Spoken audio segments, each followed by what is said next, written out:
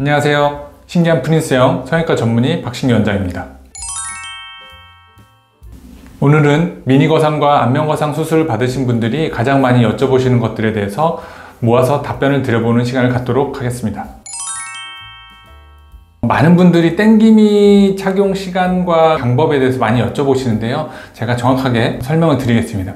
우선은 땡기미를 착용하는 목적에 대해서 설명을 간단하게 드려보면 수술 후 발생 가능한 출혈로 인한 혈종 예방 목적으로 땡기미를 착용하는 것이기 때문에 가능한 오래 착용하도록 설명드리고 있고요. 수술 후 이틀간, 정확하게 따지면 수술이 끝난 시간부터 한 48시간 동안 가장 중요한데요. 땡기미는 한두 시간 정도 연속적으로 착용을 하고 피부의 혈액순환을 도와주기 위해서 벨크로를 한 개 정도 풀러서 한 5분 정도 혈액순환이 되도록 해준다 정도로 생각하시면 되고요. 3일차에서 일주일차 사이에는 땡기미를 완전히 다 풀르는 게 가능한 시기인데요. 이때는 한두 시간 정도 착용을 하고 답답할 때 아니면 또 식사하실 때는 한 30분 정도 풀러도 괜찮다. 그리고 일주일부터 한 2주까지는 땡기미를 푸는 시간을 좀 더 길게 가지셔도 되는데요. 보통 한두 시간 정도 차고 또 한두 시간 정도 풀러도 된다. 어떤 분들은 한두 시간 착용하고 한두 시간 푼다 라고 얘기하니까 12시간 동안 연속적으로 착용하고 12시간을 푼다 라고 생각하시는 분도 있는데 2시간 이상을 너무 길게 동안 착용하는 것은 그렇게 좋지 않기 때문에 한두 시간 정도 착용하고 한두 시간 정도 풀고 이렇게 하시도록 추천드리고 있습니다. 수술 직후 이틀 정도까지는 입 벌리는 것도 좀 불편할 거고 식사가 당연히 좀 불편하실 거고요. 그래도 가능하면 안 풀고 벨크로 정도만 풀러서 이틀 정도까지는 좀 미음이나 이런 걸 드시면서 입을 크게 벌리지 않으면서 식사하시는 걸 더 추천드리고 있습니다. 수술 직후 이틀 정도까지는 좀 잘 때도 좀 하시는 걸 추천드려요. 가능하면 하는 게 좋다고 설명드리는데 부득이하게 못 하시는 경우에는 어쩔 수 없지만 가능한 시간에라도 꼭 착용하라고 설명드리고 있습니다.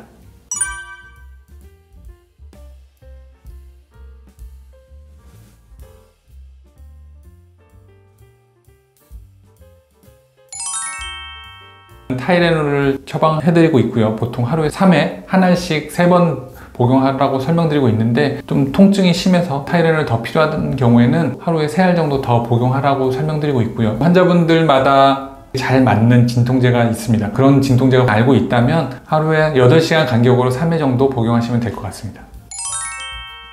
수술 직후부터 3일차까지는 저희들이 넣어드린 꺼즈를 그대로 두는 것이 좋고요. 3일차부터는 절개 부위에만 덧대주시면 됩니다. 보통 10에서 14일차까지 실밥이 있는 기간 동안 바르라고 설명드리고 있고요. 실밥 뽑고 나서 저희가 상처를 보고 하루나 며칠 정도 더 바르셔라 라고 설명드리기도 합니다.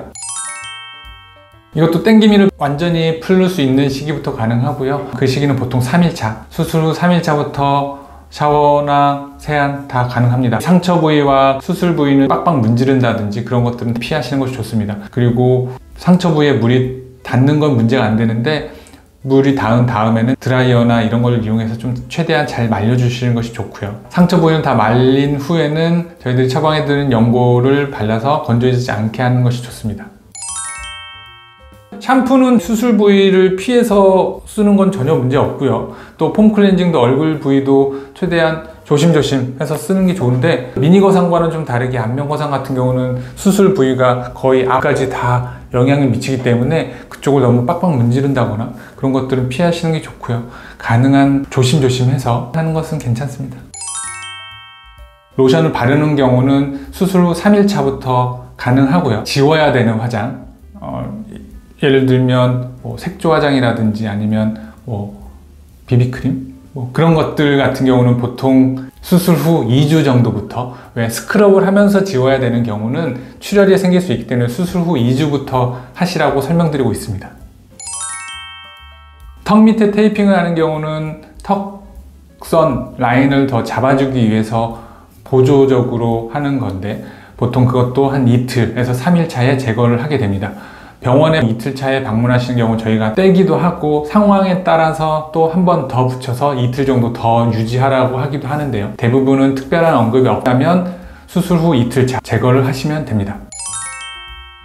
수술 직후에 냉찜질은 혈관을 수축시켜서 출혈이 생기는 걸 예방하기도 하고 또 하나는 부종, 이 생기는 걸 억제하기도 합니다. 그렇기 때문에 수술 직후 2일차까지는 냉찜질을 열심히 하라고 하고 있고요. 보통 수술 후 일주일 정도까지 하시면 좋고요. 그 후부터는 특별히 찜질은 안 하셔도 됩니다. 피부를 만져봤을 때 차가운 느낌이 들 정도로, 그 정도로 계속 열심히 하라고 추천드리고 있습니다. 냉찜질을 할 때는 저희들이 제공한 찜질팩을 냉동실에 얼렸다가 사용을 하는데, 피부에 직접적으로 닿으면 너무 차갑고 또 동상이 생길 수 있기 때문에 얇은 수건을 좀 감싼다든지 아니면 꺼즈를 이용해서 좀 감싸서 되는 걸 추천드리고, 수술 후 실밥 제거, 봉합사 제거를 하는 시기에 대해서 궁금해 하시는 분들이 많은데요. 보통 저희 병원에서는 10일차에서 14일차에 제거를 하고 있습니다. 물론 10일차에 제거를 하려고 노력을 하고 있지만 환자분 상태에 따라서 조금씩 더 늦어지는 경우가 있고요. 그래도 늦어도 14일차 전에는 거의 대부분 다 제거를 합니다. 빨리 뽑으면 잘못하면 벌어질 수 있고, 상처가 덜 아문 상태에서 벌어지게 되면 흉터가 좀 넓어질 수 있기 때문에 충분한 시간을 두고 환자분 상태를 보면서 제거를 하는 게 가장 좋은 방법이고요. 그러면 늦게 뽑는 게 좋냐라고 하시는 분도 있는데, 너무 늦게 뽑는다면 만화책이나 이런 데서 나오는 상처를 보면 상처가 있고 그 봉합사 자국으로 인한 흉터가 생각보다 보기 안 좋기 때문에 그런 것들이 생길 수 있어서 봉합사 제거는 2주를 넘지 않는 것이 좋습니다. 수술 후에 저희가 처방해주는 약과 겹쳐서 드시지 마시고요. 그것들을 다 드시고 난 후에 그 다음부터는 드셔도 될 것 같습니다. 흉터 연고는 흉터가 생성되는 것을 최대한 억제하기 위해서 바르는 건데요. 상처가 있는 경우에는 바르는 것이 아니고 수술 후 1개월 차부터 바르시고요. 흉터 생성이 마무리되는 단계인 1년까지 바르시는 것이 좋습니다. 흉살이 풀리는 약들 같은 경우에는 흉터가 생기는 걸 억제하는 약들이기 때문에 흉터가 생성되기 시작하는 한 달 차부터 복용을 하시고요. 보통 수술 후 3개월 차까지만 복용하라고 설명드리고 있습니다. 그 약들이 좀 간독성이 있고 간에 무리가 갈 수 있는 약들이 좀 많이 있어서 그 이상은 복용하라고 추천드리지 않고요. 만약에 그래도 꼭 복용하고 싶다면 간 기능 검사라든지 이런 검사를 하면서 복용하시는 것이 좋습니다.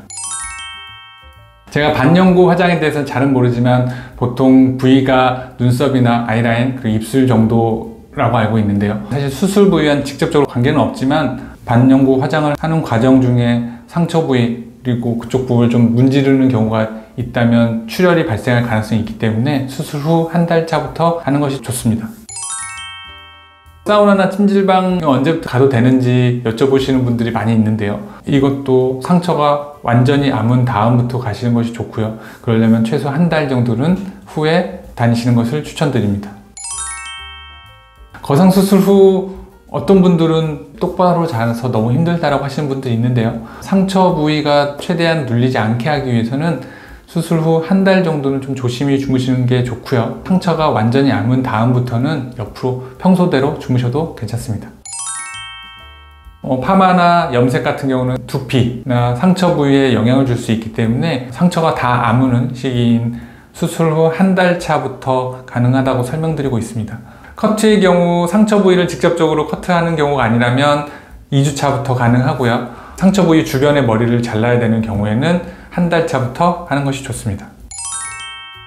가정용 고주파 마사지 기기는 강도가 약하기 때문에 한 달 차부터 사용이 가능하고요. 손을 이용해서 하는 마사지 같은 경우는 보통 3에서 6개월 정도에 하시라고 설명드리고 있는데 환자분 상태에 따라서 조금씩은 달라질 수 있기 때문에 먼저 병원에 방문하셔서 검진을 하신 후에 시행을 하시면 될 것 같습니다. 그리고 마지막으로 경락 마사지 같은 경우는 얼굴을 세게 누르거나 이런 경우는 최대한 좀 천천히 하시라고 설명드리고 있는데요. 보통 6개월 후에나 가능하실 것 같습니다. 얼굴을 강하게 누르거나 피부를 많이 문지르는 마사지 같은 경우에는 꼭 저와 상의를 하신 후 진행을 하시도록 추천드립니다.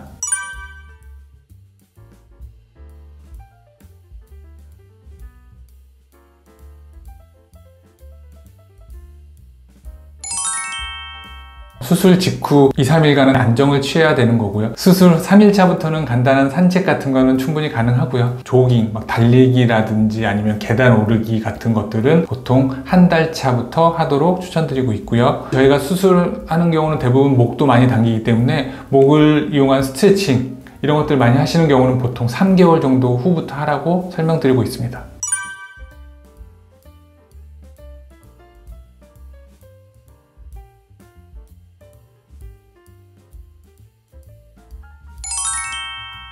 리쥬란이나 스킨 보톡스나 스킨 부스터 같은 것들은 수술 직후부터 충분히 가능합니다. 필러나 주베록처럼 볼륨감을 주기 위해서 하는 시술은 이론적으로는 수술 직후부터 가능하지만 수술 직후에는 부어있기 때문에 정확하게 환자분 상태를 평가해서 하기 어렵기 때문에 붓기가 좀 빠진 후에 윤곽주사, 지방분해주사, 피부 밑으로 직접적으로 캐뉼라나 바늘을 이용해서 주입을 하는 시술 같은 경우에는 스마스층을 대상으로 하기 때문에 최대한 늦게 3개월 이후에 하는 걸 추천드립니다. 울세라, 인모드, 쏘아마지 같은 것들은 언제부터 받을 수 있냐고 물어보시는 분들이 있는데요. 보통 저는 3개월 후부터 하라고 설명드리고 있고요. 수술 직후에 너무 빨리 한다면 잘못하면 스마스층에 손상이 생길 수 있기 때문에 3개월 후부터 하시는 것이 좋습니다. 그렇지만 더 중요한 것은 환자들마다 상태가 좀 다르기 때문에 저와 먼저 상의한 후에 하시는 것이 좋습니다.